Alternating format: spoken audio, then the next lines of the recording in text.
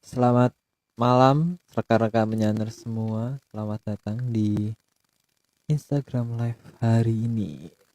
Kita hari ini mau membahas tentang Sang Puspo Tajem, masih Sang Puspo Tajem, Sang Asmoro Kingkin. Nah, sekarang kita masih nunggu Mas Agung ya untuk bergabung.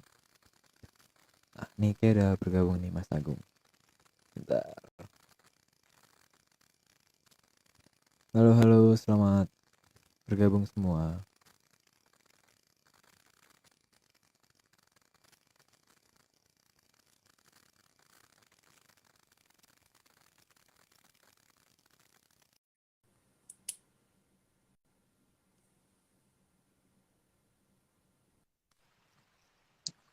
Halo, Aryo, maaf ya. Iya, Om. Halo. Macet parah soalnya di, aduh, gila tadi. Untuk bisa nyampe.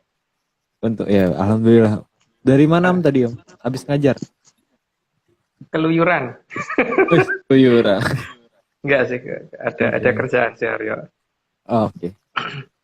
Kita Akhir-akhir hari ini, ini beberapa hari ini kemacetan luar biasa loh di daerah tuh. Sampai aku mau bingung mau pulang lewat mana gitu udah kalau sekarang. Enggak kayak oh di daerah kemarin-kemarin, kalau kemarin tuh jalan raya kan sempat sepi banget ini sekarang tuh susah. ya Jadi ya sampai udah mulai kondisinya udah mulai normal sih Om, kayaknya ya. ya.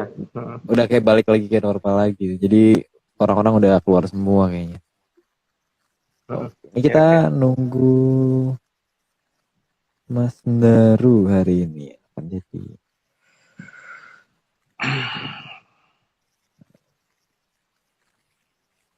eh,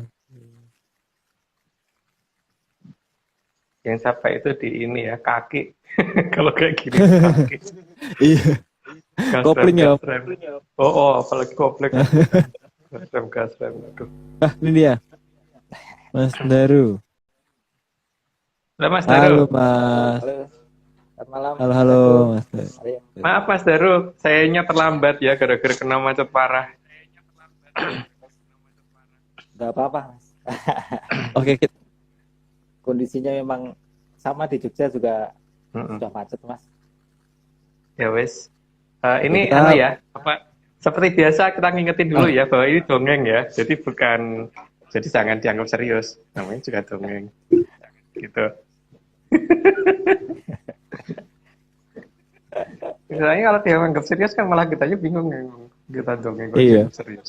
Kita disclaimer dulu ya, kalau percaya ya monggo, Ah, nggak percaya ya monggo. Loh, kalau percaya ya aneh gitu Aryo. Hmm. Kalau percaya Oh aneh, iya. kalau nggak percaya monggo gitu. Justru kita tidak bisa dipercaya, kita dongeng kok percaya. Ya lanjut. Tapi Oke, kita lanjut ya. Berarti langsung aja nih kita ke slide pertama. oke. Oke, Monggo Mas Daru. slide pertama di kayangannya Sang Hyang Badari Maharani melakukan perbaikan kepada Ini Sang Kartasura. Perbaikan dilakukan secara cermat untuk menghindari segala macam kesalahan agar tercapai hasil yang sempurna. jadi beliau jadi tukang reparasi gitu ya judulnya ya. Tukang servis. Oke, lanjut aja. Nggak berarti komentar yang ini. Ya. Oke, slide kedua.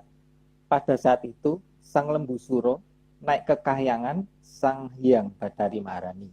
Sang Hyang Lembu Suro juga memohon agar bisa diubah menjadi manusia. Ya ini nanti jadi itu setelah ini. Tapi mungkin episodenya tidak akan pernah kita munculkan karena ini sifatnya sangat rahasia. Jadi beliau nanti akan jadi orang juga, tapi di zaman setelah satu zaman, berarti ya satu zaman setelah zaman Kartosuro. Lanjut Mas. Slide ketiga. Namun karena ikut bersalah saat peristiwa pengeroyokan Sang Totok Kerot di Desa Gemuruh, maka Sang Lembu Suro diminta sekali lagi harus turun ke Arcapada dan menjadi sapi merah untuk menebus kesalahan berat terakhirnya. Itu oleh Sang Yang Wening ya yang memerintahkan seperti itu. Jadi bukan Sang Yang Maharani yang memerintahkan. Tapi kelanjutannya tidak akan kita publish karena ini memang bukan untuk cerita, jadi memang dongeng khusus. Lanjut, Mas. Menarik ini tentang ini nih, apa Slide namanya, keempat. kerbau warna merah nih menarik sebenarnya. Tapi nggak boleh dibahas ya Om ya. Kenapa menarik? Tidak Menarik boleh aja. dibahas, jangan dibahas. Arya. Jangan Oke, dibahas. kita lanjut. Oke. Bukan kebo loh ya, sapi loh ya, ingat. Kita lanjut. Lanjut, Arya. Slide keempat. Ya, lanjut. Oh iya. Slide keempat. Selain itu, pasukan dari armada Mandala yang ada di bawah Sang Mahesasura disabda oleh Sang Hyang Bathari Maharani dan berubah menjadi bangsa Kajiman. Tujuannya agar kemudian bisa turut serta membantu kemunculan Sang Kartasura pada akhir zaman Kolobendu menuju zaman Kolosuci. Itu dongengnya begitu. Jadi soalnya juga mungkin orang kali takut kali ya kalau melihat ada orang kepalanya kebo gitu. Mungkin juga takut kali. Dan tinggi-tinggi kan mereka paling enggak yang bangsa 3 meter lebih ada. Yang paling pendek aja sekitar 2 meteran kan. Yang paling kecil anakannya segitu. Kalau yang gede yang bisa 3 meter lebih. Berarti ini Aldoko ini nih wujudnya bukan awalnya itu bentuknya fisik berarti ya, baru jadi Kajiman Ya. itu setelah ini gitu, kejadian ini. Ya, setelah kasus itu ya. Oke. Serem juga sih kalau dipikir. Versi babat menyan ya. Versi babat menyan kita ya. Ya, versi babatnya. Boleh. Oke, kita lanjut kali ya. Oke. Slide kelima. Sehingga mulai saat itu makhluk Aldaka menjadi tidak terlihat secara nyata lagi dan menjadi bagian dari bangsa Kajiman yang akan menjaga Nusantara, tapi tetap mengikuti jongkonya para leluhur Nusantara. Ya, sekali lagi ini anu ya. Ini info menyan ya, terserah boleh dianggap dongeng apa enggak, monggo. Tapi ini versi dongeng kita gitu. Lanjut, Mas. Cuman ngomong itu aja. Enggak komentari. Slide ke-6. Sang Gendroyono diminta oleh Sang Hyang Bathari Maharani sebagai pemberi tanda kepada para danyang yang memegang tanah Jawa agar melakukan semua hal yang disampaikan melalui komando dari Sang Kartasura. Jadi ada Gendroyono, Gendrayani dan sebagainya termasuk Tumenggung di bawah Mandala, si Mandala. Jadi termasuk armada di bawahnya Mahesasura yang ikut bantu Keraton Wilwoktekto zaman dulu.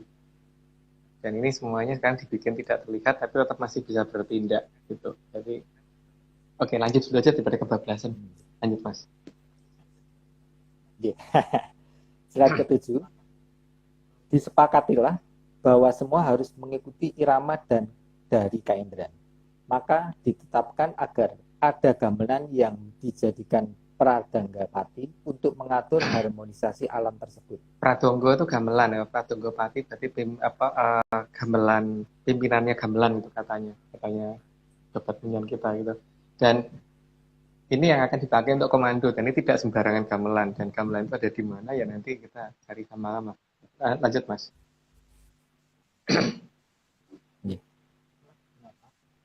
Slide ke-8. Sehingga ditetapkan nama Sang Guntur Laut sebagai gamelan yang dijadikan Pradanggapati dan dititipkan di Keraton Atlantis yang ada di selatan Pulau Jawa.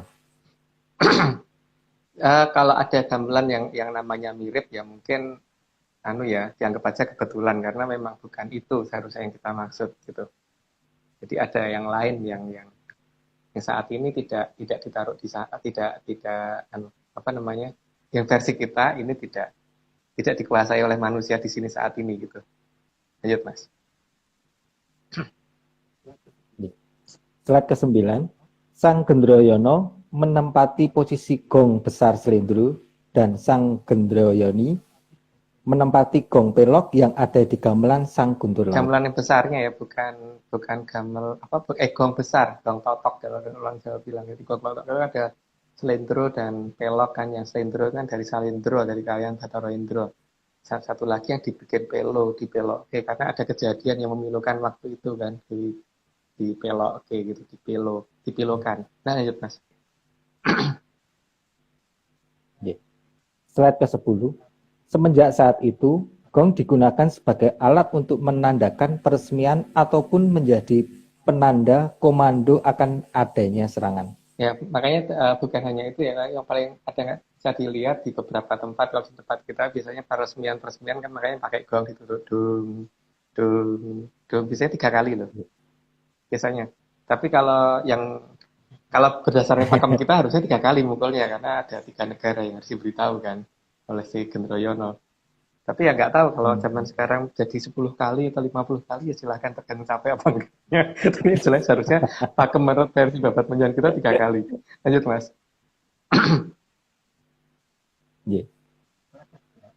Slide ke-11, untuk penanda juga dibentuk gong kempul 3 yang melambangkan 3 kerajaan besar yang sedang menunggu zaman Kalasubha. Ketika gong kempul itu digambarkan ada di bawah sang Biasanya Nagasari. kadang tahu kempul telu gitu. Kalau zaman dulu sih kalau yang namanya kempul itu untuk tanda perang kan zaman dulu loh, tapi nggak tahu zaman sekarang. Zaman dulu versi saya loh ya, kalau zaman dulu versi yang lainnya nggak ngerti gitu. Dia ada kempul tuh dung dung dung dung dung gitu, biasanya ada pengumuman apa yang sifatnya agak bahaya ya, misalnya kalau udah kempul tuh dibunyikan. Tapi kalau untuk yang gong totok tadi itu harus berhati-hati karena itu berhadapan sama Gendroyono kalau sampai salah mukul. Lanjut Mas.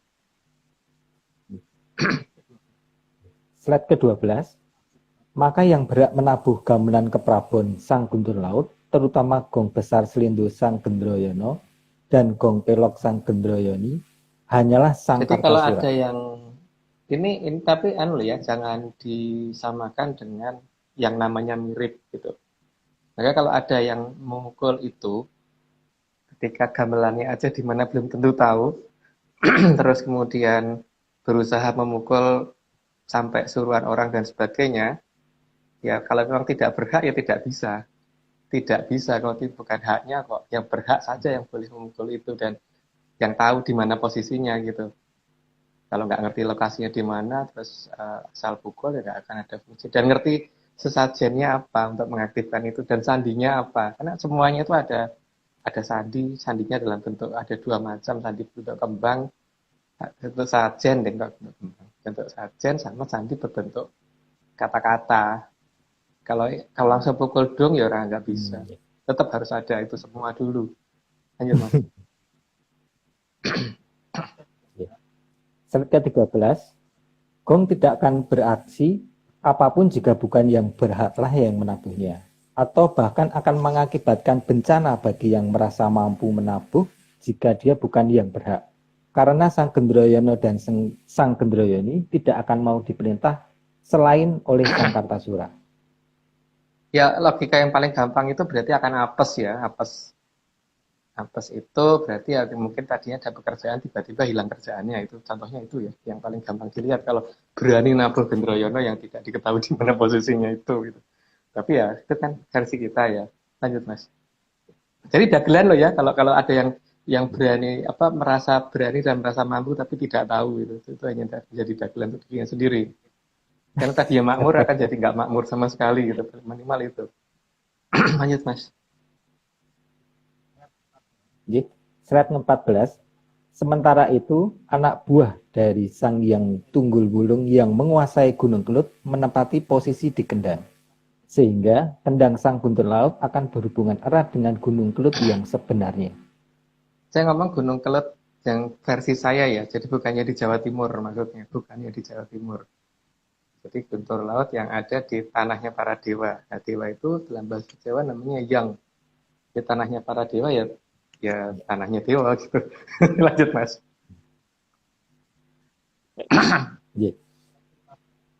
Slide ke-15, setelah semua gamelan tadi dibunyikan dan agar alam tetap bisa berjalan harmonis, maka pengaturan harus dilakukan dengan irama kaindran yang harus dilakukan oleh sang Kartasura sendiri dengan memainkan gender pada gamelan keprabon. Jadi semua sandinya itu semua alat pengendalinya itu berupa alat yang tidak diduga kan kalau seperti ini seharusnya, sehingga orang cenderung meremehkan itu semua gitu. Lanjut Mas. Slide ke-16, maka klebeting atau pengibaran bendera start ada di tangan sang Kartasura dan turunnya Sang Kartasura menunggu izin dari Sang Hyang Bathari Maharani. Jadi kalau ada yang pengen mengibarkan tapi dia bukan Kartosuro ya berarti ya hanya ngibarin saja gitu. Jadi tidak ada efeknya di alam apapun dan itu bukan berarti leluhur tidak adil. Tapi memang goblok aja gitu kan ngibarin kok nggak berhak kok ngibarin gitu loh. Gitu loh. Lanjut Mas. Ya, slide ke-17, perintah dari Sang Hyang Bathari Maharani kepada Sang Mahaprabu Bathara Ikling agar membantu mengingatkan akan adanya 3 putri kencana yang menunggu Sang Kartasura. Maka disepakati lambang 3 bunga kantil kuning dalam satu cawan. Seharusnya di sini itu kantilnya tanpa daun ya. Tapi karena susah nyari gambarnya jadi ya saat dapetnya gitu. Dan seharusnya itu kandilnya kandil yang mekar bukan yang masih kuncup kayak cabai gitu bukan yang kayak cabai tapi yang sudah mekar gitu karena memang itu negara besar. Lanjut Mas.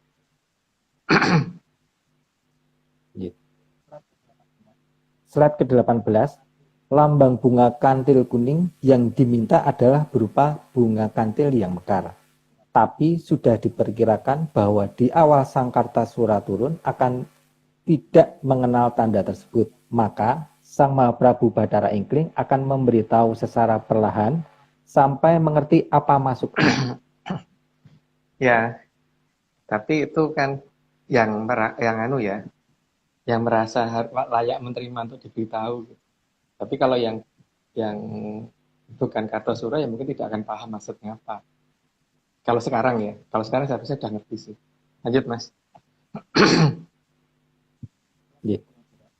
Slide ke-19, namun karena ketidaktahuan dari Sang Kartasura pada saat turun kembali dan sudah bisa dipastikan bahwa bunga kantil yang digunakan adalah bunga kantil yang masih kuncup dalam satu cawan tanpa tahu apa maksudnya. Maka Sang Mahaprabu Bathara Ikling meminta agar Sekar Kaendran mulai disusun untuk mempermudah mengingatkan Sang Kartasura. Cuman dulu ya memang bukan hanya nggak tahu tapi memang karena juga susah kan mencari yang mekar gitu loh. Kandil yang mekar itu agak susah. Jadi ya adanya itu terus bagaimana lagi kalau adanya itu walaupun Prabu Bathara Ikling sudah meminta untuk yang mekar tapi tetap aja karena dia itu pertama tidak tahu dan yang kedua karena tidak ada ya seadanya dulu gitu. Lanjut Mas.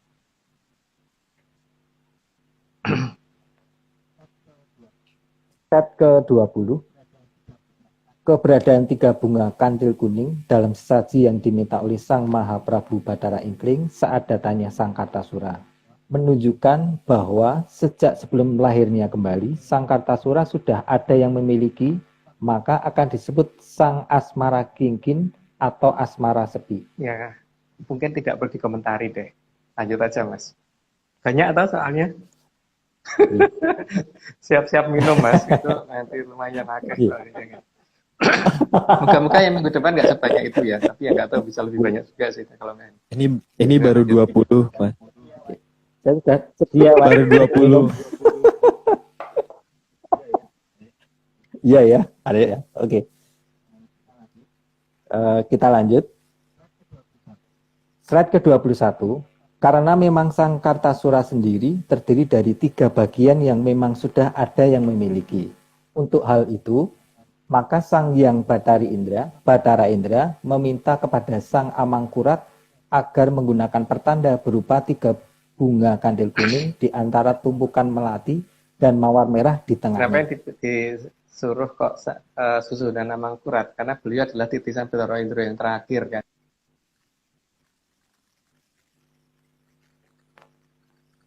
Ini Om Agungnya keputus ya kayaknya ya.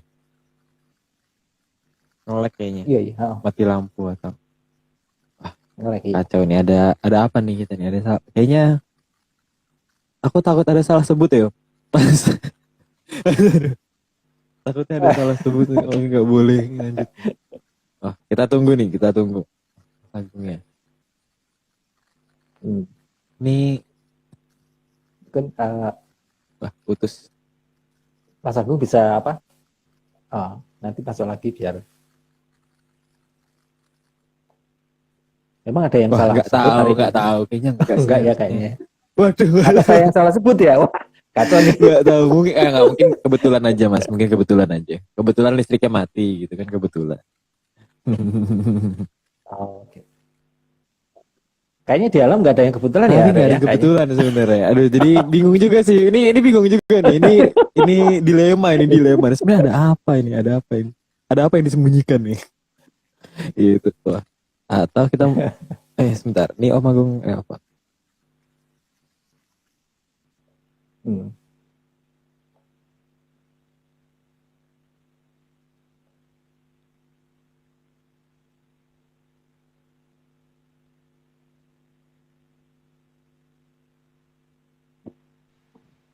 Halo, maaf. Nah, Nggak tahu kok udah. keputus. Ini tidak ada yang kebetulan tadi kalau kata Mas Daru. Nggak, tadi tadi karena ini apa namanya ketendang, jadi kabel yang menuju ke wifi lepas, jadi wifi-nya pun wifi-nya lepas. Oh, Maaf. oh ya ya ya. Oh, Ya. nggak Apa, apa-apa, Mas? aman. Saya jadi bisa berkapan itu nggak Masih apa-apa. kurang 100 ya. Masih kurang 100. Waduh. Lanjut. Oke, kita lanjut. J, kita lanjut. Slide ke-22. Karena Sang Hyang Bathara Indra melihat salah satu putri kesayangannya yang bernama Nimas Tunjung Sari ada dalam 3 bunga kandil kuning tersebut, maka beliau meminta agar Sang Hyang Bathara Brajamusti yang merupakan putra sulungnya agar melakukan pengaturan-pengaturan pada saat akan munculnya Sang Kartasura. Tapi supaya tidak menggunakan bahasa yang dimengerti, maka masuknya ke Susunan Mangkurat ya. Berarti masuk ke Kumoronya Susunan Mangkurat. Yang setahu saya. Mangkurat 1. Ya, mau suka atau tidak, kalau saya masalahnya itu ya, saya tahu gitu. Monggo dilanjut. Slide ke-23. Sementara itu, Sang Hyang Bathara Wisnu menitipkan pusaka senjata cakra dalam bentuk pedang kepada para raja yang akan menurunkan Sang Kartasura. Pusaka tadi kemudian diberi nama Sang Gamang. Kiai Gamang, namanya Kiai Gamang, teman. Kiai Gamang ada di mana itu kita tahu-tahu enggak sih? Enggak tahu atau tahu-tahu enggak tahu. Mungkin lanjut aja, Mas. Slide ke-24. Sementara Kembang Wijaya Kusuma dititipkan kepada Sang Prabu Lindu Pota Pati yang ada di Nusa Kambangan, yang nantinya juga harus diberikan kepada Sang Kartasura karena salah satu cucu dari Sang Hyang Bathara Wisnu termasuk dalam sandi 3 bunga kandil kuning yang bernama Sang Maharatu Angin-Angin. Itu kepunyaan Bathara Wisnu, jadi ya terserah Bathara Wisnu memberikan ke siapa, tapi paling tidak sudah dititipkan dulu ke Prabu Lindu Potapati, dan itu pasti itu pengikut paling setianya Bathara Wisnu. Jadi paling tidak sudah ada, tinggal menyerahkan itu ke siapa gitu aja kan. Nah, lanjut Mas. Slide ke-25. Semenjak saat itu, Sang Hyang Bathara Bayu mengganti agemanya menjadi berwarna biru, untuk menunjukkan bahwa mulai saat itu Arcapada harus dikendalikan oleh kekuatan dari samudra yang ada di barat daya dari Pulau Jawa. Lanjut aja, sudah cukup jelas kayaknya kata-katanya. Sakeh tau Mas masalahnya. Slide ke-26. Sang Hyang Bathara Bayu juga menitipkan Sang Nagasari kepada Keraton Atlantis, karena salah satu cucunya yang bernama Dewi Langgengsari ada di dalam sandi 3 bunga kandil kuning. Itu yang dipakai untuk biasanya dipakai untuk membuat jalan supaya bisa menuju ke keraton sana. Dan beberapa orang yang pernah diizinkan pasti tahu persis itu Nogosari itu seperti apa, warnanya, bentuknya, dan seperti apa, caranya ngundang, caranya minta izin untuk supaya kerso dilewatin dan sebagainya gitu. Lanjut. Warnanya apa tuh Om? Warnanya gitu. Kalau dalam bahasa yang lain dinamakan olor itu lah, Rio. Ya, gitu ya. Lanjut. Oke, siap. Lanjut dulu, kita lanjut. Slide ke-27. Atas perintah dari Sang Hyang Bathara Bayu yang akan menurunkan Sang Kartasura agar menanam pohon Nagasari sebagai pertanda akan kembalinya Sang Kartasura. Selain sebagai tandanya kembali Sang Kartasura, juga sebagai tanda kalau mau berhubungan dengan sana harus ngerti yang namanya Nogosari kan. Harus tahu Nogosari bagaimana itu apa, ada di mana, cara komunikasinya bagaimana, cara menggunakannya bagaimana gitu. Dan itu rahasia itu yang punya Bathara Bayu. Jadi kalau kenal dengan Bathara Bayu ya pasti bisa. Kalau enggak ya nggak tahu, pasti nggak tahu. Walaupun ngaku tahu loh ya, tetap aja nggak tahu. Oke, lanjut Mas. Slide ke-28.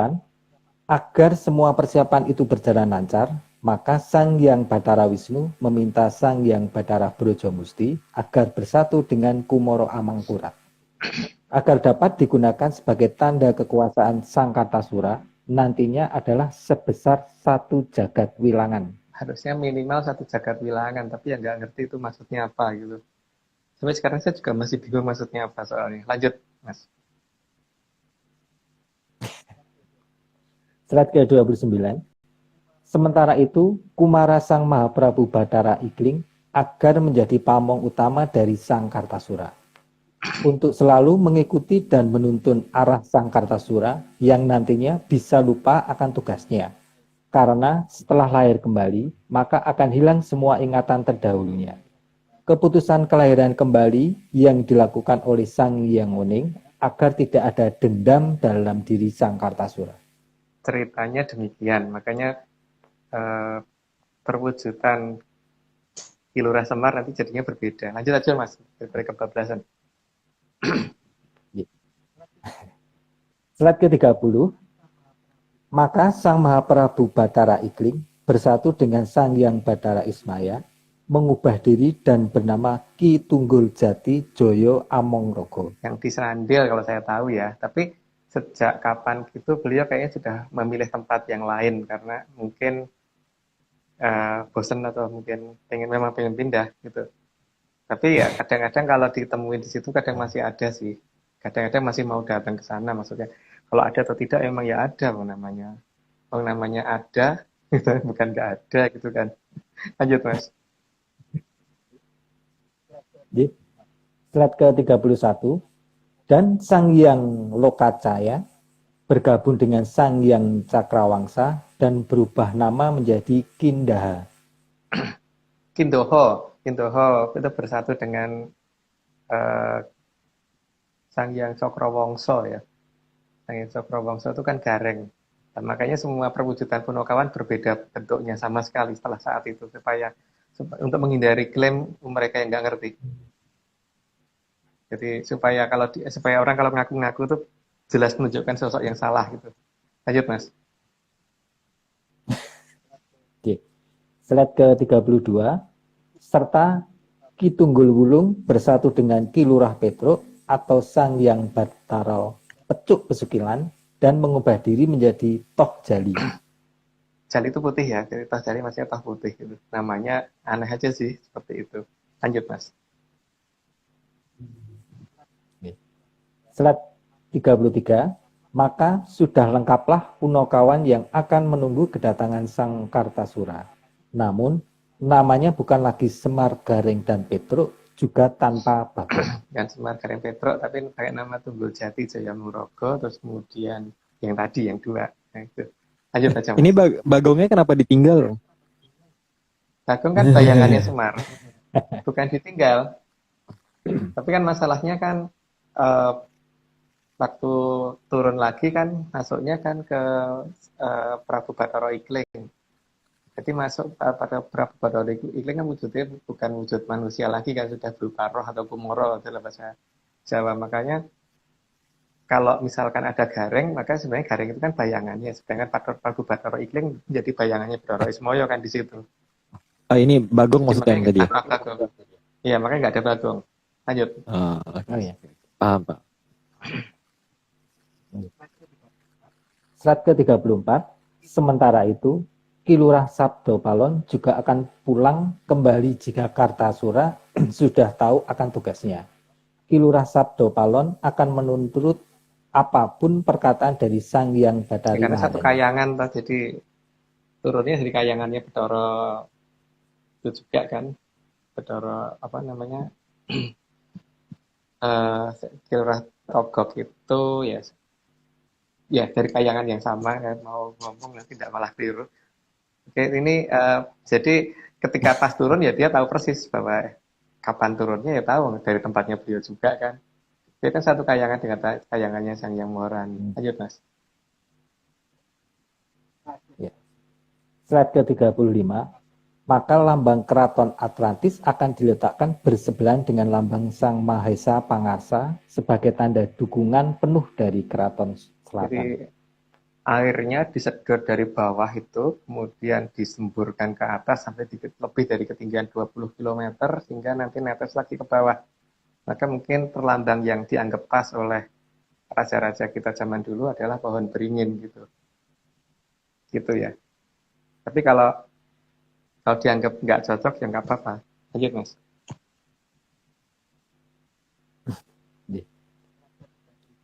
Slide ke-36, gambaran keraton Atlantis diminta agar diperjelas di Taman Buah Mekarsari sebagai tanda akan kembalinya Sang Ya, Kartosura. kira-kira seperti inilah bentuknya.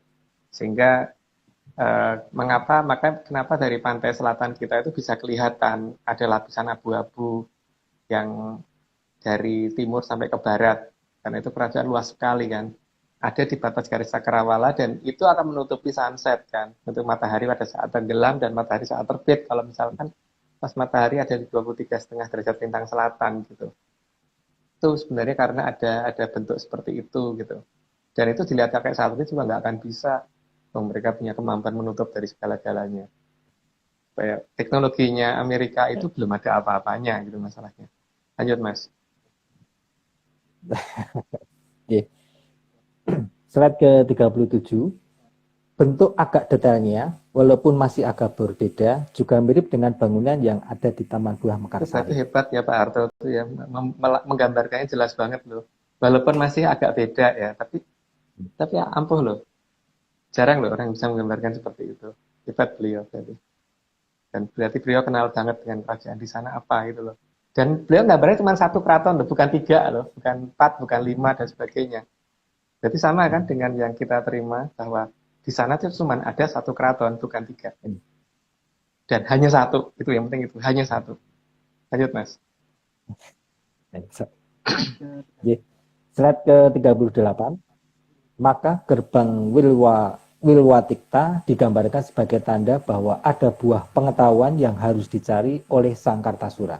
Maka diadakan taman buah yang seharusnya sudah diketahui maksudnya oleh Sang Kalau dari Kartasura. ujung sampai menuju ke tadi bangunan yang terakhir tadi itu, ini gerbangnya pas satu arah itu, satu garis, dan itu kanan kirinya ada pohon beringin agak banyak itu kan, untuk menggambarkan lambang itu tadi kan, lambang air ngerojok dari atas tadi. Nah, kenapa di situ dibikin taman buah, bukan taman padi atau taman anggrek atau taman bunga, tapi yang jelas di daerah situ, di daerah Mekarsari, namanya Mekarsari loh ya, jadi bukan di daerah yang lain itu. Itu menunjukkan memang akan muncul dari sana, cuman keberadaan buah itu ada dipetakan di sana gitu kan. Kalau bisa baca petanya ya ketemu itu harusnya buahnya di mana. Cuman sayangnya saya setengah ngerti setengah enggak gitu loh Mas, jadinya buah ketemu pora itu. Lanjut Mas.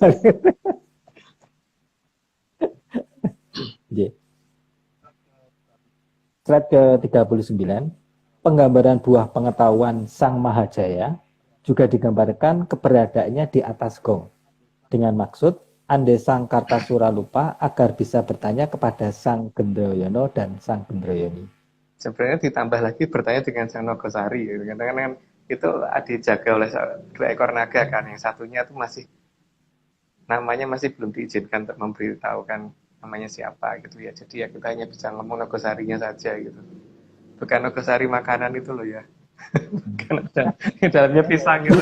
Oh, sama, jadi itu ya, Mas. Lanjut. Iya, enak banget. Oke. Slide ke-40. Selain agar bisa mengingat keberadaan buah pengetahuan sang maja, juga agar tahu bahwa sang maja dijaga ketat di Medang Kamulyan, serta agar bisa mengingat kembali bahwa ada yang sedang menunggunya di Medang Kamulyan. Artinya Medang Kamulyan atau Lemuria itu harusnya masih ada kan, kalau Mbah Majone masih ada, terus kemudian yang menunggu masih ada, berarti kerajaannya tidak hilang kan seharusnya. Dan itu pasti bukan di lautan kalau yang ini gitu. Ya karena kalau di lautan nanamnya gimana gitu. Harus di daratan tuh. Ya kan? Berarti ada Mbah Maja yang ditaruh di daratan. Jadi bukan di laut, bukan di lautan. Bukan di laut utara ya, tapi tidak jauh dari Jakarta seharusnya. Lanjut, Mas. Slide ke-41. Sang Hyang Bathara Ikling lalu melepaskan atribut keprabon dan memakai baju mirip petani serta turun di daerah Serandil. Itu di dekat Adipala. Jadi kalau dari dari Purwokerto itu ke arah Adipala, dari Adipala nanti tinggal nanya daerah Serandil gitu. Dan nanti gampang itu nyarinya kalau udah gitu. Ya ada di sana gitu. Dulu tempat beliau pertama kali muncul di situ, dan posisinya yang menghadap lautan ya, bukan yang menghadap ke arah depan atau ke samping. Lanjut, Mas. Slide ke-42. Sang Mahaprabu Bathara Ikling mengubah namanya menjadi Ki Tunggul Jati Joyo Amongrogo. Berwujud seperti orang tua yang bertubuh kurus, agak sedikit membungkuk, dan berpakaian petani. Ya, sesuai dengan perwujudan beliau pada saat terakhir menjadi Mahaprabu. Lanjut, Mas. Slide ke-43. Tujuan beliau berpakaian mirip petani adalah agar nantinya momongannya sadar bahwa ada yang menunggu di Medang Kamulyan. Juga adanya buah pengetahuan yang disembunyikan di Medang Kamulyan dan harus dicari. Ya, semoga segera ketemu, itu aja. Lanjut aja, Mas. Slide 44. Keberadaan buah pengetahuan atau Sang Mahajaya di Medang Kamulyan atau Lemurian adalah sebuah petunjuk bahwa kerajaan Lemurian bukan berada di lautan, tetapi berada dekat daerah yang pernah dijadikan lumbung padi dari kerajaan Mataram. Karena anugerah yang ada dalam Lemurian kan keluar lewat garis batas, maka daerah dekat garis batas daerahnya akan jadi sangat subur gitu. Maka dijadikan lumbung padi oleh kerajaan Mataram, karena Sultan Agung Hanyokrokusumo tahu persis di daerah sana itu apa sebenarnya gitu kan. Lanjut, Mas. Slide ke-45. Sementara itu, bagian dari pusaka penting Trisulawanda setelah digabungkan dari 3 kerajaan besar juga disimpan di Medang Kamulyan. Pusaka Trisulawanda jadi bukan, kalau saya nyebutnya Trisulawanda ya, bukan Trisulawedo. Kalau Trisulawedo sama sekali saya nggak ngerti itu apaan. Tapi kalau Trisulawanda ya Trisulawanda gitu, tahu bentuknya seperti apanya, kira-kiranya tahu, tapi cuma kira-kiranya ya. Dan itu disembunyikannya di Medang Kamulyan. Jadi kan kerajaannya harusnya masih ada. Artinya Lemurian masih ada dan Lemurian tidak pernah perang dengan Atlantis. Lanjut, Mas. Slide ke-46. Keberadaan pusaka Trisulawanda, sekali lagi Trisulawanda, bukan Trisulaweda, juga menunjukkan bahwa Atlantis dan Lemurian tidak pernah berperang, tapi justru saling melindungi satu sama lain. Jadi kekuatan besar sebagian disimpan di Tegaha Negara kan, untuk yang Trisulawanda memang disimpannya di Lemurian, untuk kekuatan yang lain di sebelah selatan di Atlantis, dan satu lagi di Welwoteko, cuman apa dan apanya kita tidak diizinkan untuk bicara. Lanjut, Mas. Slide ke-47. Justru kekuatan Trisulawanda yang bukan Trisulaweda dijadikan penutup utama seluruh peradaban besar, agar tidak terlacak oleh peradaban kekinian yang mereka anggap sudah sangat jauh. Tapi kalau tahu cara ngelihatnya tetap kelihatan sih, Mas, sayangnya itu. Itu buktinya Aryo sempat moto kok. Bisa memfoto si Aryo. Bukan loh ya, bukan Astra loh ya. Kalau Astra kan nggak bisa difoto, ini bisa kok difoto. Iya. Fotonya pakai caranya. Pakai HP Xiaomi kok fotonya. Jadi semua orang pasti bisa foto juga. Semua orang pasti bisa foto juga. Jadi Xiaomi bakal laku dong nih, Aryo. Iya, kita promosi nih. Kalau Xiaomi sponsorin Di Indo Sioma ini Atlantis Series silakan di kontak emailnya. Hindar. Siapa tahu kan Yang omnya lumayan. Ya, satu-satunya orang yang pernah memfoto Lemurian yaitu depan saya ini sekarang. Itu yang pakai kacamata. Iya, Weh. dan itu kan bareng-bareng sama Om juga. Om juga yang moto juga. Aduh, gimana nih? Ya udah kita lanjut dulu aja. Aja dulu aja. Ya. Siap. Slide ke-48. Kekuatan dari Trisulawanda inilah yang mengakibatkan jumlah spektrum warna yang teridentifikasi oleh otak manusia menjadi lebih sempit. Sehingga beberapa warna yang menjadi tidak tampak dalam definisi otak manusia dan menjadikan sesuatu yang berwarna dalam spektrum tak tampak atau tidak akan terlihat karena otak tidak mengenali. Lebih tepatnya otak tidak mendefinisikan. Jadi ada di depan kita, tapi kalau otak menganggap tidak mendefinisikan jadi nggak kelihatan, toh Mas. Gitu kan. Jadi kan apapun yang kita lihat itu tergantung otak kita mendefinisikan ada dan tidak. Tuh, kalau otak kita mendefinisikan tidak ada, ya tidak ada. Contohnya apa? Sinar ultraviolet itu kan ada, kita nggak bisa lihat kan. Infrared juga ada, kita nggak bisa lihat kan. Otak kita nggak mendefinisikan itu di spektrum tataran itu gitu loh. Dipersempit oleh Trisulawanda. Lanjut Mas. Yeah. Slide 49. Kekuatan dari pusaka Trisulawanda selain menghilangkan pandangan juga menghilangkan pendengaran yang bisa membuat orang di peradaban luar menjadi tidak mampu mendengar apapun kebisingan yang terjadi di peradaban 3 kerajaan besar tersebut beserta seluruh kabupaten. Itulah kenapa Trisulawanda tidak ditaruh di Atlantis, ditaruhnya di Lemurian yang ada di daratan sini. Tujuannya kan jelas kalau seperti itu. Kalau ditaruh di sana kan terlalu jauh efeknya ke sini. Nah, ditaruhnya di harus daerah yang dekat dengan Jakarta kan. Ayo Mas. Berarti Ya. itu bisingnya itu berarti bunyi-bunyi klakson juga ada berarti Om ya? Iya, termasuk benda yang melayang yang ke foto itu kan Aryo. Ya nggak maksudnya Iya kan nggak? penasaran aja gitu ada macet gitu yang klakson-klaksonan juga ternyata mereka ya. Ya pasti iya. Di sana nggak ada macet ya. Sama Ya, tembok sebelah barat kelihatan tuh waktu itu. Iya kelihatan. Tapi Iya, ya maksudnya kan iya. sama-sama manusia gitu kan. Siapa tahu masih sebel-sebel klakson-klaksonan. Iya. Kita lanjut ya. Lanjut aja. Siap. Slide ke-50. Selain menutupi pandangan dan pendengaran terhadap peradaban mereka, Trisulawanda juga digunakan agar peradaban sekarang ini tidak mengenali material penting yang bisa menjadi dasar untuk melihat garis batas dengan Ya, mereka. tapi tetap ada kelemahannya sih. Karena ada cara sebenarnya. Asal mengerti aja ada caranya. Jadi ya semua itu ya namanya menutupi itu pasti ada tidak sempurnanya kan. Jadi tinggal bagaimana kita mencari ketidaksempurnaan posisi penutupannya itu gitu. Karena apa? Karena dari mereka kan pasti juga butuh keluar masuk kan. Sehingga pasti ada celah lubangnya kan. Nah, lubang itulah bagaimana kita mencarinya kan. Kalau kita menganggap mereka tidak ada, ya mereka senang banget, nggak perlu susah-susah. Tapi kalau orangnya ini apa namanya kritis seperti Aryo tadi ya, serapet-rapetnya kelihatan. Loh. Penuduhan ini. Om Agung guys yang ngasih tahu. Penuduhan jangan ya. Lo nyatanya di HP-nya siapa? Di HP-nya siapa? Di HP-nya Aryo kan? Artinya Berarti Iya. ada buktinya Sudah ya. lihat, Mas? kata-katanya if there's a hole there's a way berarti Om ya.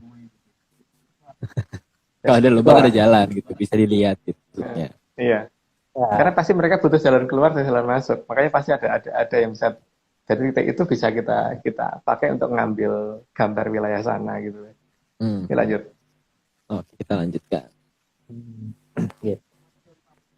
Slide ke-51. Seluruh sinyal yang membuat manusia dari peradaban kekinian gagal dalam mengamati 3 kerajaan besar tersebut akan diaktifkan saat mereka mulai bisa bicara. Jadi, semenjak mulai balita dan mulai bisa bicara dengan jelas. Ya, jadi ketika kalau belum bisa bicara kan tidak perlu ditutupin. Jadi karena toh walaupun lihat kan dia juga nggak bisa ngomong kan, tapi kalau sudah mulai bisa bicara itu loh Mas, mereka pasti langsung bertindak bagaimana supaya mereka nggak bisa melihat, anak-anak itu sudah nggak bisa melihat lagi. Maka pada usia tertentu tiba-tiba kebanyakan orang kehilangan pandangan. Lanjut. Slide ke-52. Ketiga kerajaan besar tersebut tidak berani menutupi keberadaan mereka dari pandangan bening anak-anak yang belum bisa bicara, karena tidak berani menutupi mata dari Sang Yang Wening Sabdo Jati atau para Sang yang lebih luhur dari Sang Yang Wening Sabdo Jati. Jadi sebelum patokannya kan itu ya, karena Sang Yang Wening kekuatan Sang Yang Wening yang dipakai untuk menutupi, maka ya tidak bisa untuk menutupi yang masih menggunakan wujudnya Sang Yang Wening ke atas, gitu kan. Sehingga kalau wujud masih pakai wujudnya Sang Yang Wening pasti bisa melihat, karena yang nutupi dia sendiri ya, dia pasti bisa melihat Pak. Di wujud itu kan masalahnya. Gitu. Lanjut Mas. Slide ke-53. Sementara itu, Sang Prameswari dari Sang Mahaprabu Badara Ingkring berubah nama menjadi Sang Yang Gadung Melati atau Nimas Gadung Melati dan ikut memomong di Keraton Atlantis agar Sang Maharatu Angin-Angin bisa menjaga trah yang akan menurunkan Sang Kartasura. Jadi nggak usah nggak usah dikomentari lah, lanjut aja. Slide ke-54. Maka Roncian Melati kemudian dijadikan persyaratan dalam beberapa kegiatan ritual adat yang dilakukan tim Atlantiselis untuk memberi penghormatan kepada Sang Ibu Gadung Melati. Ya, lanjut aja. Kan itu kan rahasia kita. Lanjut aja. Slide 55. Sang Yang Gadung Melati juga meletakkan atribut keputren sebagai tanda ketempatan wahyu Sang Yang Pratnya Paramita dan diberikan kepada putri dari 3 kerajaan besar supaya bisa menjaga garis trah yang sudah mereka punya. Jadi kalau dapat itu nanti ada melati yang tidak pernah layu. Jadi kalau ada orang yang punya melati nggak pernah layu, ya itu, gitu kan, yang sanggup ketempatan. Tapi masalahnya kan ini sekarang tidak diberikan kepada orang di peradaban kita, tapi kayaknya kayak yang di peradaban sana. Lanjut Mas.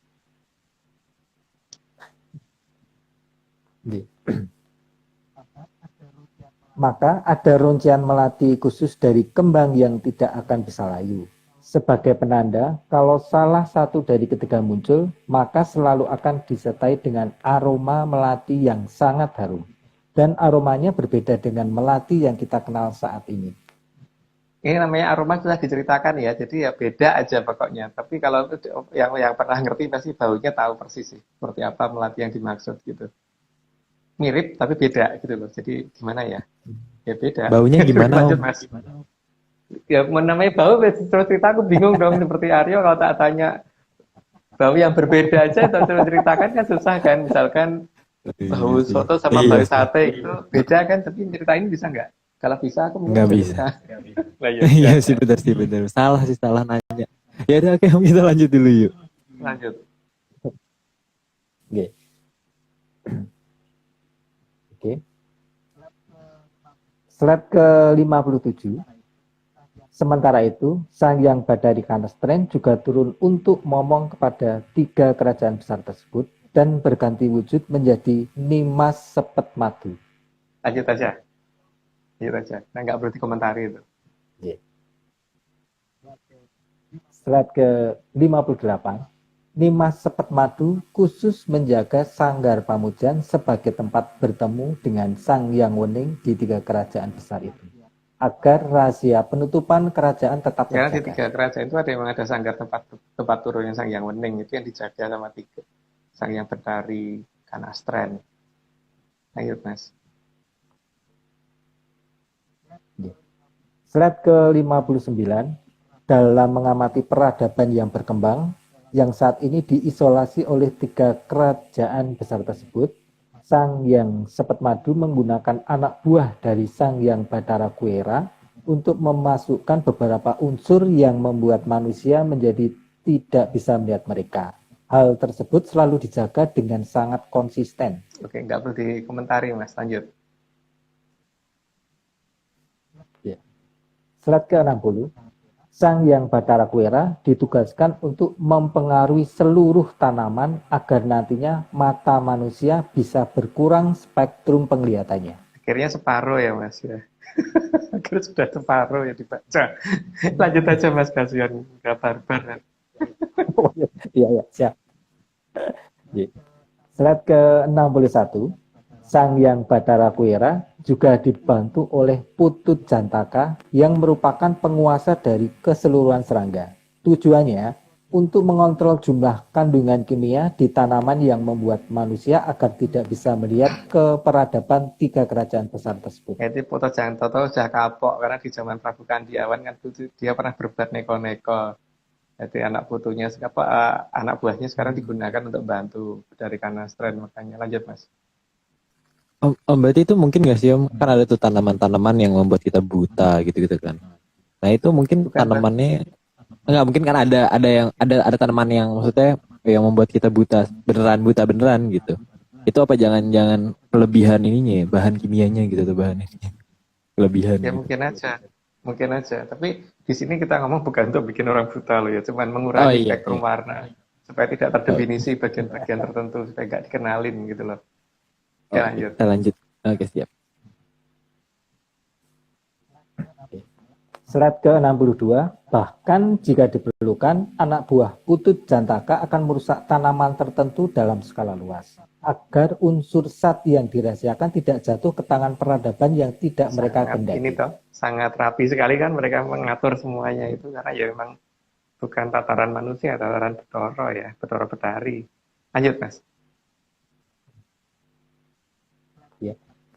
Slide ke-63, sementara itu Sang Hyang Reno Guboyo ditunjuk untuk mengendalikan hama berupa tikus. Rena Gubaya Mas bacanya. Iya, lanjut. Rena Gubaya. Lanjut aja. Ya. Slide ke-64, selain digunakan untuk mengawasi peradaban di luar mereka, tikus juga digunakan untuk merusak tanaman yang mengandung unsur zat yang bisa membuat manusia tersadar akan keberadaan 3 kerajaan besar tersebut. Ya, ini kan yang kita lakukan sehingga kita ini melacak yang dirusak tikus itu apa aja, bagian apa aja. Sehingga yang kita teliti kan sekarang tanaman yang seperti itu gitu loh. Kalau yang di daerah pedesaan, yang di perkotaan kan ya harusnya kan mereka itu ada di dekat tanaman-tanaman yang liar di luar sana. Kenapa ada di perkotaan kan aneh itu sebenarnya. Tapi ya nggak tahu deh, kalau dianggap nggak aneh ya nggak apa-apa. Lanjut Mas. Slide ke-65, maka tikus kemudian disebar di banyak wilayah, terutama di perkotaan, agar mempermudah pengamatan terhadap kemajuan peradaban yang ada di perkotaan. Oke, lanjut aja Mas. Ya. Slide 66, sementara itu Sang Hyang Dewi Wurian ikut membantu kerajaan Atlantis dengan menjadi tumenggung di Atlantis. Ya, itulah Nyai Blorong. Lanjut. Slide ke-67, Sang Hyang Dewi Wurian lalu mengubah namanya menjadi Tumenggung Nini Blorong dan ikut menjaga keraton Atlantis yang ada di selatan. Dia nggak jahat loh ya sebenarnya. Kalau orang ngomong jahat ya saya bingung sih. Selama ini kayaknya dia baik-baik saja gitu loh. Dan cantik banget sih, bukan seperti yang orang pikir dia lidahnya kayak ular. Enggak mirip sama ular sama sekali. Cantik banget Mas. Lanjut Mas. Lanjut. Slide ke-68, Sang Hyang Dewi Wurian ditugaskan agar Sang Nagasari bisa terkendali. Karena dikhawatirkan Sang Nagasari muncul tanpa sepengetahuan dari Sang Maharatu Angin-Angin. Karena Maharatu Angin-Angin kan sudah terlalu sibuk yang dikerjakan sangat banyak sehingga kadang tidak sempat ngawasi Nogosari. Jadi memang perlu ada yang khusus yang mengawasi itu ya. Di samping juga mengawasi anak buahnya Nogosari. Lanjut Mas. Slide ke-69, Sang Hyang Dewi Wurian juga bertugas mengendalikan ular yang ada di peradaban yang sedang mereka awasi. Ular tersebut bertindak sebagai mata mereka, juga untuk mengamati tanaman yang tidak diinginkan keberadaannya di luar peradaban mereka. Kalau zaman saya kecil dulu, ketika ada orang nangkap ular, terus kemudian ketika atau bunuh ular, biasanya yang dirusak adalah kepalanya, matanya terutama. Karena biasanya kalau kalau tapi ya nggak tahu ini beneran apa enggak ya. Kalau ular itu matanya masih bisa melihat ke arah kita, nah, maka besok atau paling dalam jarak 1 minggu biasanya ada ular yang lebih besar nyariin orang yang bunuh ular tadi gitu loh. Makanya ular itu biasanya matanya berkomunikasi dengan mata yang lain gitu loh, mata ular yang lain. Biasanya gitu. Kata tetangga saya dulu. Ya itu kan ular. Jadi kalau dianggap kebetulan ya silahkan. Lanjut. Ini kan nanti digeser Aryo. Ya, Baterainya habis, Om. Sebentar. Oh, saya lanjut mau ya. dicas. Enggak, aman. Oke, Ya, lanjut. aman. Ya, Ya, saya lanjutkan ya. Slide ke-70. Jenis ular kanibal tidak berada di bawah kendali Sang Dewi Murian, melainkan di bawah kendali Sang Hyang Bathara Guru. mereka masih ular kanibal itu lain mangsa ular lain ya. Jadi itu bukan di bawah kendali dari Sang Hyang Dewi Wuriana, bukan di bawah Sang Hyang Hanantobogo. Lanjut Mas. Slide ke-71. Gua Nagaraja dijadikan tempat untuk memanggil para ular. Apa yang sudah mereka lihat kemudian dipancarkan ke keraton Atlantis untuk mengetahui perkembangan di luar peradaban mereka. Sudah cukup jelas sih, lanjut aja. Slide ke-72. Sehingga pada saat-saat tertentu ular-ular akan berdatangan dengan sendirinya ke Gua Nagaraja atau tempat lain. Tergantung keinginan dari Sang Hyang Dewi Wurian. Jadi tidak hanya di Gua Nagaraja saja. Di banyak tempat sih sebenarnya, bukan hanya di situ, tapi di situ tempat berkumpul pada hari-hari tertentu, biasanya begitu. Dan itu ada beberapa tempat memang tidak hanya Gua Nagaraja. Tempat di mana mereka melapor kan sebenarnya. Jadi ya emang aneh juga sih, kenapa di hari-hari tertentu mereka ke sana dan hari-hari tertentu juga mereka setelah itu mereka pergi nggak tahu kemana, tahu-tahu ke situ lagi di hari-hari tertentu gitu. Dan itu tidak bisa dilacak harinya karena tergantung Dewi Wurian maunya kapan. Nah, kalau gitu, kalau Dewi Wuriannya ada, berarti kan Atlantisnya ada tuh itu. Dan Atlantisnya nggak tenggelam kan? Tidak tenggelam oleh lautan kan? Berarti kalau seperti itu. Dikatakan Atlantis kena bencana itu aneh. Lanjut. Slide ke-73. Sementara itu, Endang Juwiri atau Lengkung Suwiri yang merupakan istri dari Sang Hyang Pecukilan juga ditugaskan sebagai tumenggung di Keraton Atlantis. Ya, itu biasanya berpakaian warna kuning, tapi mungkin karena susah nyarinya, ya sudah dapatnya warna itu.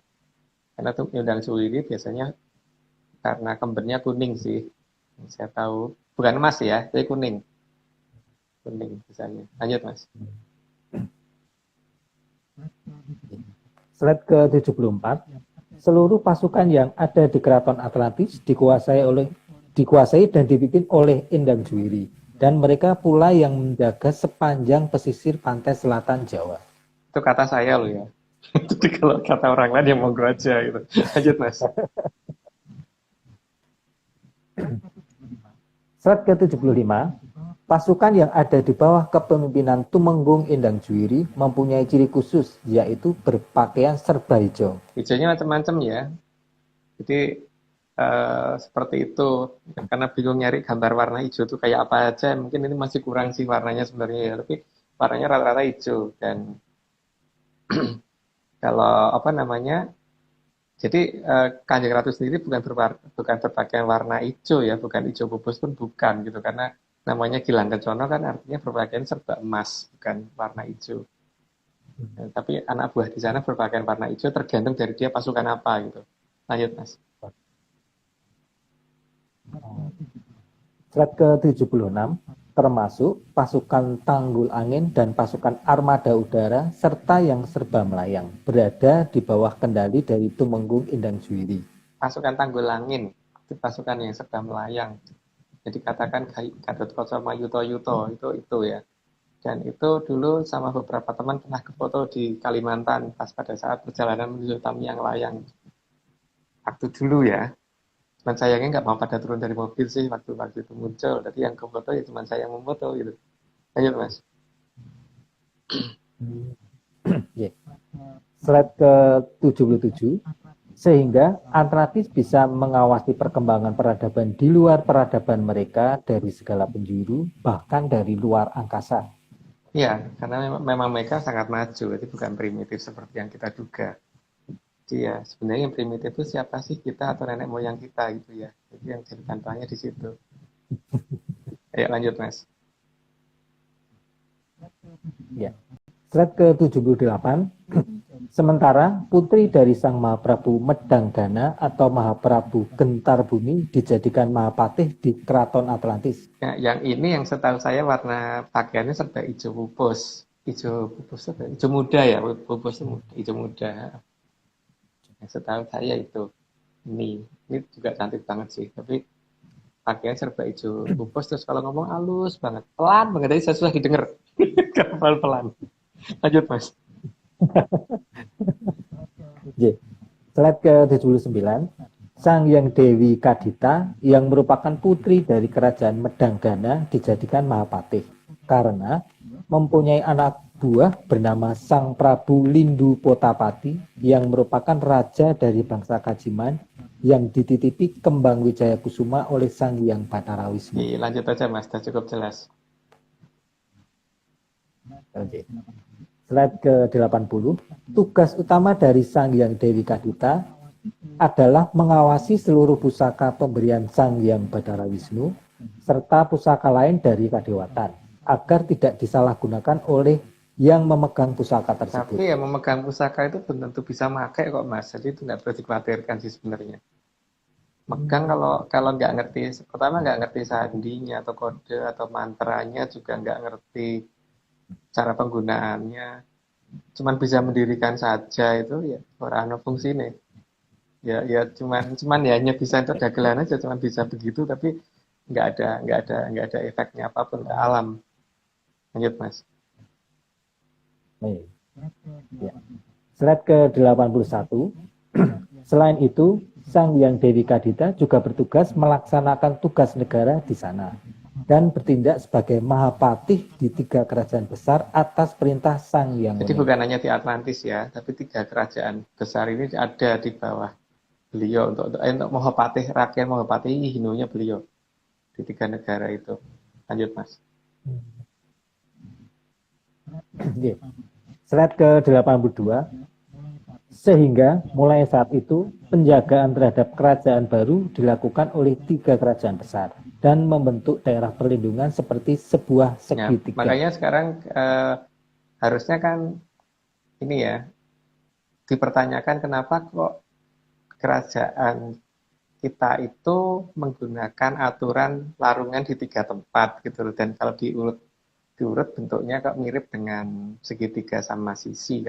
Kalau bentuknya nggak segitiga sama sisi ya berarti pasti masih salah lokasi gitu kan. Labuhan atau larungannya salah lokasi. Dan kenapa nggak segi 4, segi 6, segi 7, segi 8 gitu. Berarti kan memang yang diminta kan segitiga. Segitiga sama sisi yang mengartikan bahwa 3 negara punya kekuatan yang sama besar itu. Lanjut Mas.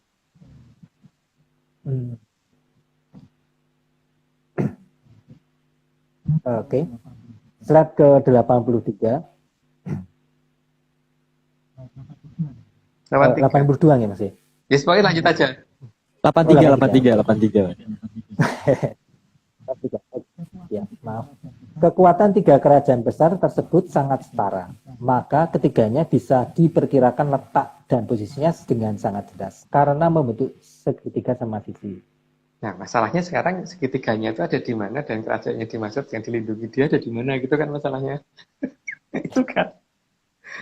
Kalau nemu titik sudut segitiganya akan ketahuan bahwa yang dilindungi daerah mana gitu. Lanjut Mas.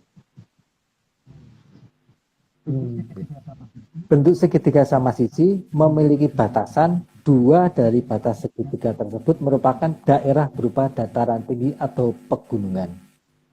Jadi artinya 2 di darat, 1 di samudra kan, 1 di lautan. Dan itu jaraknya sama persis itu 3-3-nya. Lanjut Mas. Slide ke-85, sementara 1 dari 3 kerajaan tersebut berada di samudra arah selatan Jawa. Oh, saya kebablasan nih ternyata. Ya lanjut Mas, sudah. Oh iya, Lanjut ngomong soalnya. slide ke-86. Slide ke-86. Ketiga kerajaan besar tersebut dengan seksama mengikuti pola perkembangan garis keturunan secara benar. Sehingga ketiganya akan meminta diadakan larungan ke pinggir batas wilayah mereka untuk mendapatkan data keakuratan garis keturunan yang harus mereka jaga. Jadi data itu, ya makanya larungan kan ada beberapa hal yang cukup aneh ya, seperti potongan rambut, potongan kuku, terus ageman sang ratu ya, raja yang sudah dipakai, bukan yang baru loh.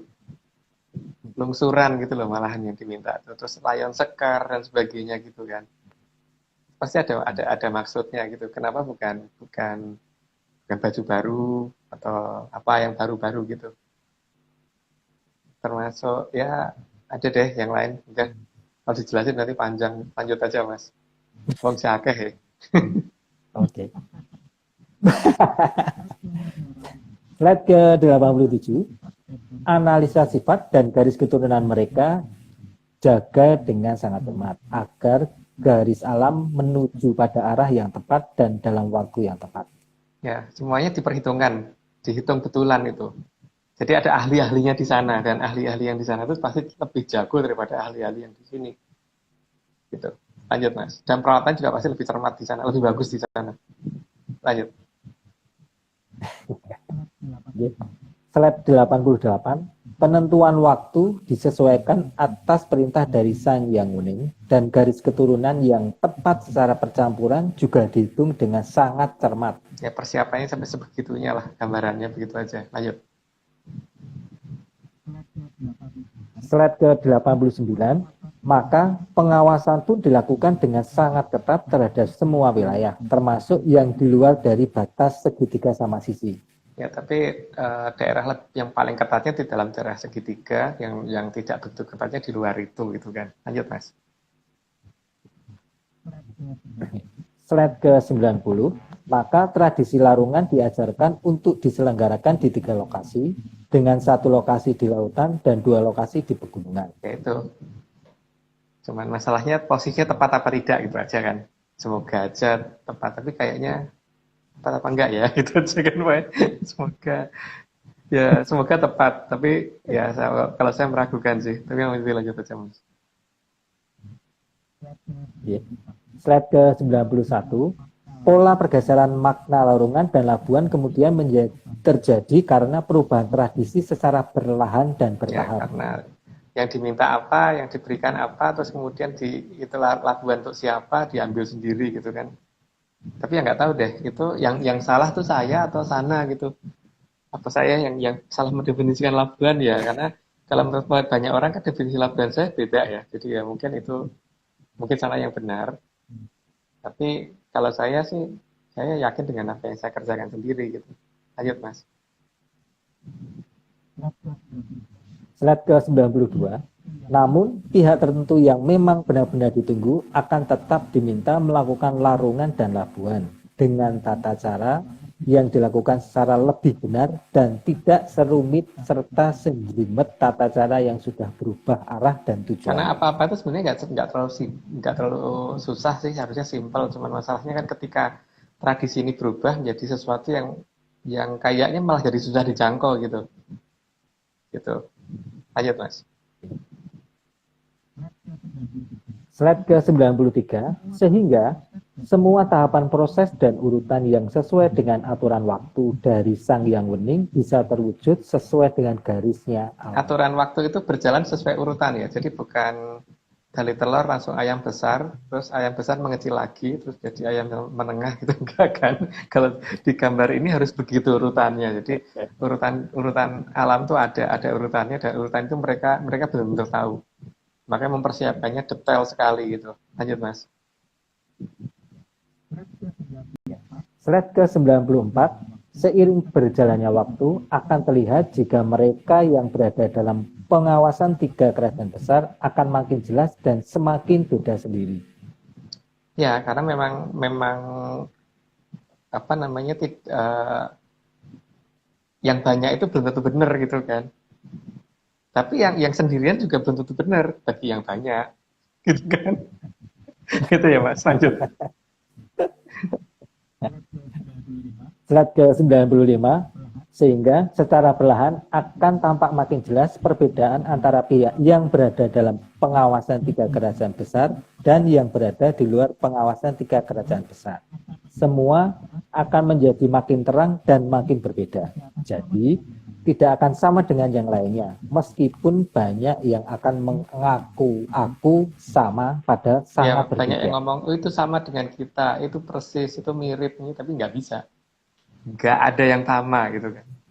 Beda. Kalau beda itu artinya tidak kolaborasi ya, karena beda. Gitu kan. Lanjut Mas. Slide 96, maka digambarkan dalam serat kuno bahwa akan ada satrio yang maju sendirian tanpa bala Ya, dalam bantuan. bahasa Jawanya maju ujian tanpa wajah bolo, bukan maju kakean bolo gitu. Lanjut Mas. Slide ke-97, satria tersebut akan menang dalam segala hal tanpa merendahkan pihak lawan, namun lawan akan malu dengan Dalam bahasa sendirinya. Jawanya menang tanpa ngasorake gitu. Katanya begitu ya. Lanjut Mas. Slide 98, dalam bahasa Jawa dikatakan unjuling apa-apa atau menjadi yang paling tinggi di antara yang sama tingginya dan harus terlihat paling tinggi. Namun, tentu bukan pada tinggi badan, tapi tinggi segala kemampuannya, jauh melebihi dari yang lainnya. Kalau dalam bahasa Jawa ngomongnya sih itu punjuling apa-apa. Punjuling apa-apa itu berarti kan di tempat yang rata dia nonjol sendiri gitu. Jadi di tempat yang sama-sama tingginya dia nonjol sendiri. Gitu ya katanya. Lanjut Mas. Slide 99, dalam bahasa Jawa juga ada istilah merojoling akarep yang berarti disaring dengan saringan apapun pasti tetap akan bisa lolos atau bisa lewat meskipun yang lainnya terhambat dalam saringan yang sangat ketat. Merojoling akrab. Jadi maksudnya dengan saringan serapat apapun tetap aja tembus. Ketika punjuling apa-apa di tempat setinggi apapun, sedatar apapun, dia tetap menonjol, tapi disaring dengan saringan seperti apa, tetap merojol terus gitu. Itu, lanjut Mas. Slide ke 100, sehingga dalam proses pemisahan secara apapun akan terpisah dengan sangat mudah dari yang lain, terutama dari yang merasa sama, padahal total tidak ada kesamaan sama sekali. Juga bagi yang dirasakan sama, padahal tidak disadari kalau sangat tidak sama. Jadi memang harus beda, nggak boleh sama. Dikatakan sombong, yo ben gitu, yang penting boleh pani bedo gitu kan. Tapi itu dia loh ya. Kalau kita kan hanya menyampaikan berita berdasarkan babat penjalan kita gitu kan. Jadi ya dianggap dongeng nggak apa-apa. Lanjut Mas. Slide 101. Maka akan sangat terlihat perbedaan dari mereka yang merasa bisa tapi tidak bisa merasai. Atau dalam bahasa Jawa akan berbunyi rumongso iso tapi ora iso ngrumangsani. Ya, ngerumongso weruh Atlantis dan Lemurian tapi ternyata nggak ngerti gitu kan maksudnya ya kira-kiranya. Tapi ya nggak tahu kan itu orang berhak ngomong aku ngerti tapi ya terserah. Kalau bagi kita, kalau tanda buktinya mereka tidak ngerti, tanda awalnya nggak tahu, misalkan seperti kapan Atlantis akan menyalakan lampu, mereka nggak ngerti ya kita anggap nggak ngerti gitu. Kalau kita ngomongnya begitu, tapi kalau mereka nggak ngerti itu hak mereka. Tapi bagi kita ada patokannya ya, bahwa kalau ngerti Atlantis, mestinya nggak tahu dong kapan mereka akan nyalakan lampu seperti dulu. Biasanya mau diberitahukannya secara sebulan sebelumnya kok. Gitu kan. Lanjut Mas. Slide ke 102. Sang Kartasura adalah seseorang yang berada dalam pengawasan yang sangat ketat, sehingga semua tindakannya ada yang mengawasi 20 jam sehari tanpa 24 berhenti. jam Mas harusnya sehari. 24 jam tanpa berhenti. Ganti-gantian terus yang ngawasi. Makanya kan ada dalam lagunya itu kan si Gromiler kan Sanggada Sinonggo Bajul kawan doso kang jageni gitu kan. Jadi ada 40 yang jaga kumoro luhur, yang jaga itu 40 orang, 40 kumoro luhur, dan itu bergantian terus, jadi tidak akan bisa terlena gitu loh. Ketika saatnya sudah tiba, tapi ketika belum waktunya ya tidak menjaga ya menjaga, tapi tidak seketat itu gitu. Lanjut Mas. Slide ke 103, sehingga akan menjelma seperti besi yang susah dibengkokkan. Ya, karena dia mau belok juga nggak bisa, karena sudah ada yang ngatur gerakannya dia. Jadi mau belok sedikit, diluruskan lagi. Kalau enggak, lawas. Gitu. Ada yang gitu kan, jadi raiso popo gitu. Lanjut Mas. Slide ke 104, namun pihak yang berseberangan akan menganggapnya sebagai besi bengkok yang tidak bisa diluruskan. Ya dianggap salah oleh pihak lain. Karena yang pihak lain kan nganggap itu yang benar mereka. Jadi ya dia dianggap salah oleh kebanyakan orang. Tapi itu hak mereka untuk menganggap salah dong. Itu haknya mereka untuk menganggap atau memberi penilaian itu haknya masing-masing kok. Tapi kan juga berhak untuk tidak mendengarkan apapun yang dinyatakan orang lain, Mbak Mas. Ya, berhak atau tidak mendengarkan sama sekali. Yang penting kan nggak ganggu. Gitu, lanjut Mas. Ya. Slide ke 105. Alam yang akan menentukan mana yang sejatinya lurus dan mana yang sejatinya bengkok.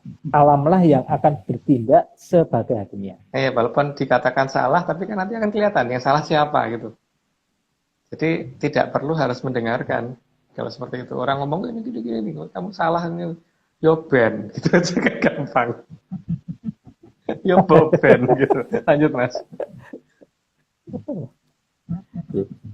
Slide ke 106, maka Sang Kartasura bukanlah pihak yang hebat, tapi sudah terikat banyak aturan yang tidak akan bisa dipahami oleh banyak orang. Bahkan aturan tersebut jauh-hari telah ditentukan sebelum kelahirannya. Itu sudah diatur, sudah ada yang ngatur, itu tidak bisa diatur orang, jelas gitu. Lanjut Mas. 107, meski terkadang terjadi kebingungan atas apa yang akan dilakukan, walaupun semuanya secara bertahap akan diberitahukan oleh Sang Pamong sejati. Jadi, bukan atas kemauannya sendiri. Ya, jadi jalannya dia memang sudah ada yang menentukan. Jadi orang lain mungkin bingung aja maksudnya gimana gitu loh. Tapi ya dia ya nggak akan celaka, ya makmur-makmur aja gitu. Karena memang ya sudah ada yang ngatur, dan yang ngatur nggak akan merelakan dia dihina orang gitu. Lanjut Mas.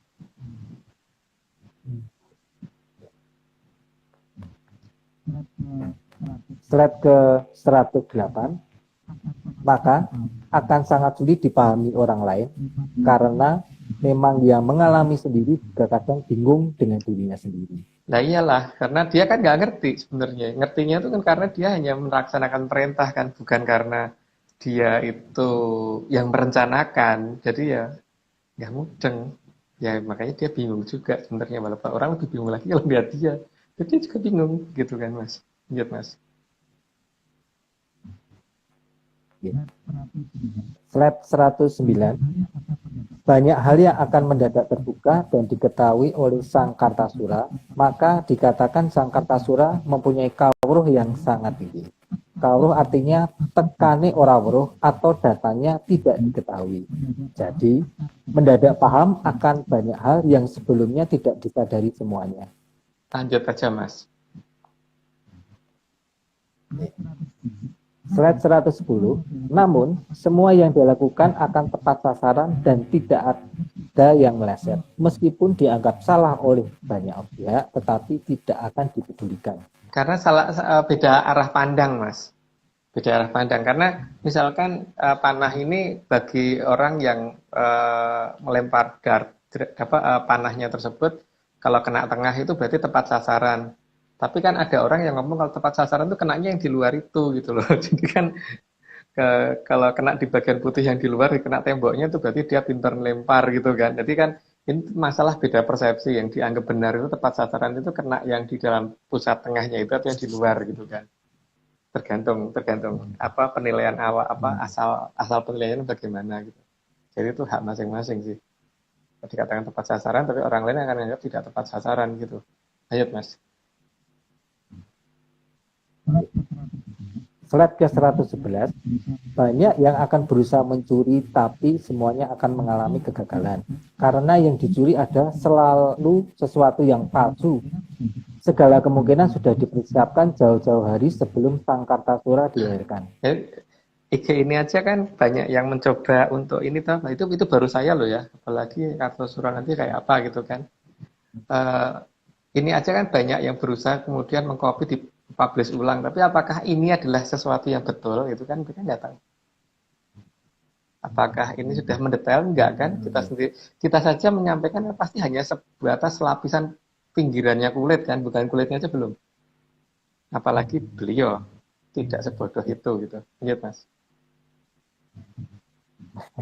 Ya. Slide ke 112, semua hal yang dikerjakan oleh sang Kartasura akan sangat sulit ditiru, bahkan tidak bisa ditiru, sebab semua hal yang dikerjakan sudah dianggap hilang di Nuswantara. Bahkan yang merasa bisa meniru dan merasa mirip, malah akan ketahuan bahwa sebenarnya tidak tahu apa-apa dan tidak tahu mana yang harus ditiru. Itu banyak orang yang kemudian ngeklaim bahwa dia ngerti ini berdasarkan data yang dikeluarkan oleh itu. Tapi kan ini nanti ya, kalau dia sudah muncul. Tapi justru malah ketahuan bahwa sebenarnya nggak raruh apa-apa gitu loh. Makin dia banyak bicara, makin ketahuan kalau nggak tahu apa-apa. Ya. Lanjut Mas.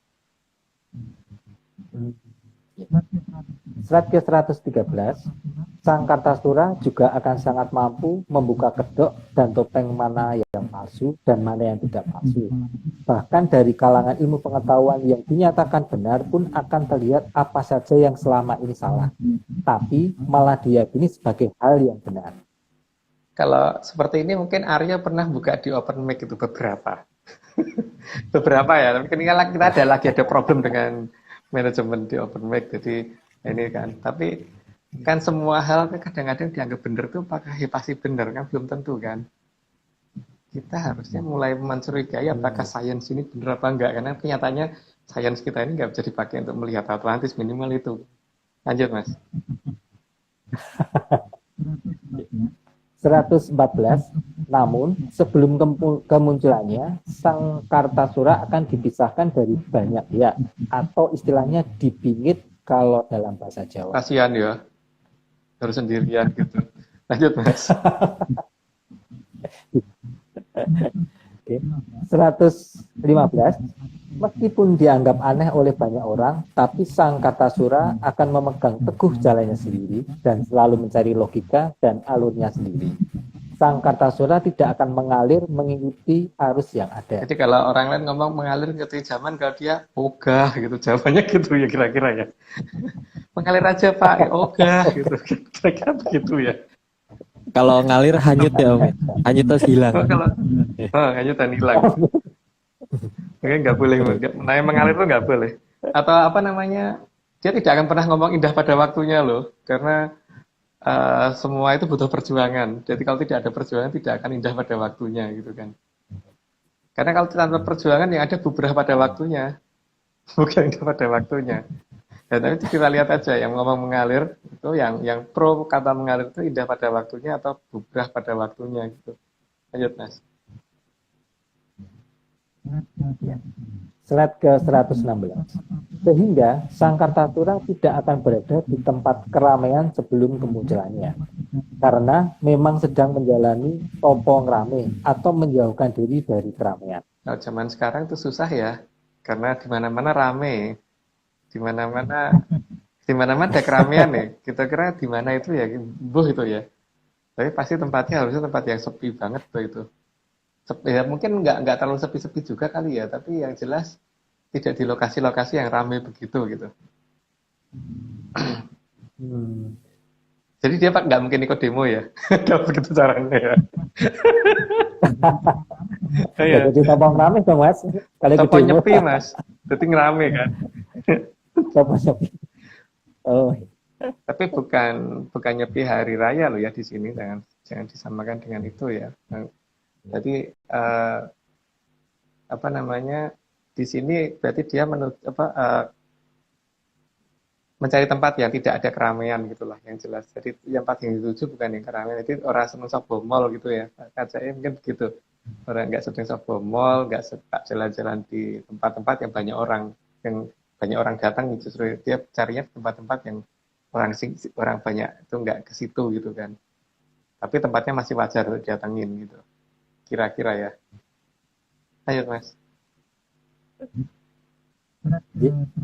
Slide ke 117, bahkan akan banyak yang menganggap tempat sangat angker.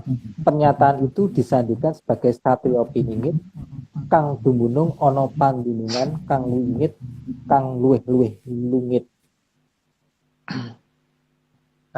Padunungan itu tempat, kang wingit ini dari tempat yang angker, kang luwih-luwih lungit, jadi artinya tempatnya sangat-sangat angker, serem atau serem banget gitu ya, tempatnya serem banget. Tapi serem bagi orang lain tuh, bagi dia nggak serem, mungkin itu dagelan apa, mungkin orang lain nganggap itu serem, tapi kalau dia nganggap itu nggak, itu asik gitu. Tapi nggak, itu kan penilaian orang tuh. Karena kadang-kadang ada lagu itu bagus, tapi bagi kita mungkin lagu itu menakutkan, malah bisa gitu juga kan.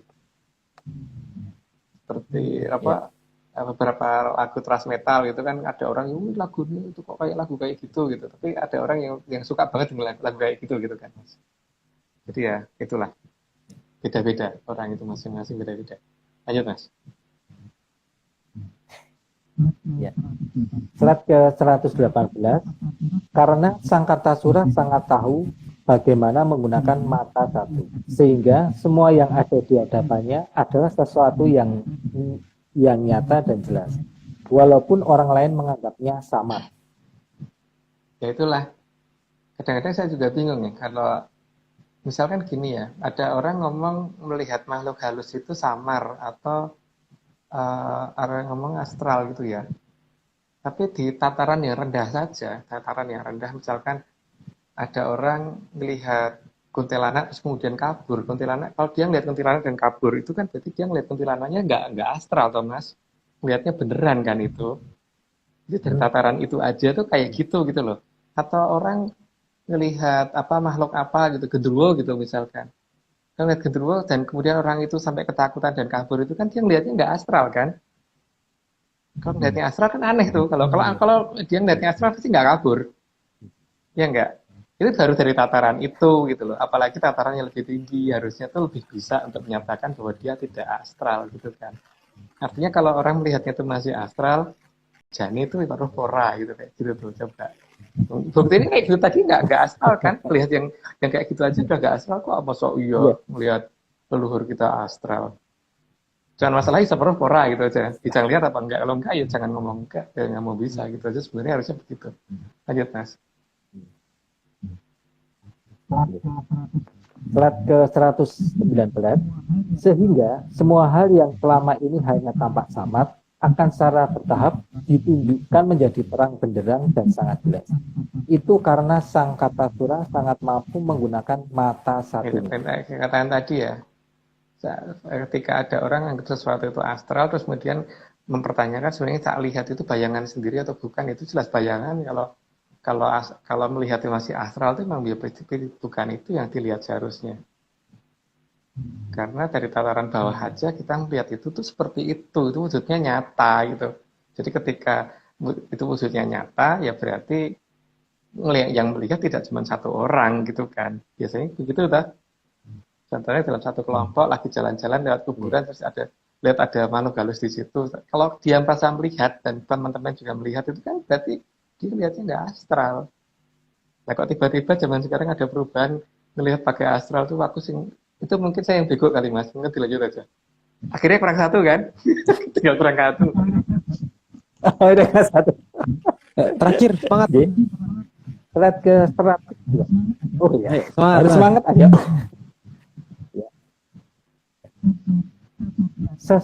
Sesutianing Nuswantara, Uncat Embono Negi, Owahing Tata Cara Tan Ginala, Patang Prakawis, Aluluh dados satunggal angrasuk kasudranira, sampun arsa mantun denya piningit, kinen anyampi sami, sinengkuyung dening igilang cananing bawana. Tidak perlu dijelaskan, berarti itu satu kata-kata penutup dari kita yang hanya untuk menjelaskan bahwa ini sudah kita sampaikan, dan semoga tidak tidak dianggap serius oleh masyarakat banyak. Terus ini untuk slide yang terakhir tadi kan ada itu tetap kita mengingatkan tentang keberadaan akan kumambangi watu hitam dan masalah daru beksi, monggo hati-hati, dan apa yang tertulis di situ deh itu banyak sudah dibaca sendiri gitu. Ya itulah. Tapi ya itu berdasarkan dongeng babat menyan kita. Jadi kita juga berkali-kali ngomong bahwa tidak wajib dipercaya ya. Iya. Dongeng nggak apa-apa gitu. Ini disclaimer ya, Om, ya. Kita Iya. nggak wajib dipercaya, nggak boleh malah kayaknya. Mm-mm. Jangan guys, jangan dipercaya. Oke. Ya. Oh, ini kita minggu depan masih bahas ini lagi, Om. Apa namanya? Iya. Kota Jem. Iya, ini aku lagi minta supaya jangan terlalu banyak deh gitu. Karena beliau maunya 150. Soal berapa? Antara 150 sampai 200 ini lagi minta supaya diizinkan di batas 100 gitu loh, Aryo. Tapi Ini kita aja udah hampir 1,5 jam, Om. ya, Kayaknya minggu depan 2 jam.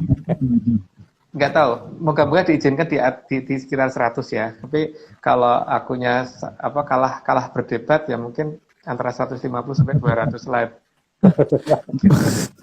Pokoknya siapapun naratornya minggu depan semangat.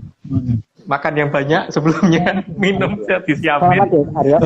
Harapannya besok Kita tunggu aja nih. 200 ya Mas Agung Semoga ya. tidak nyampe ya Mas ya.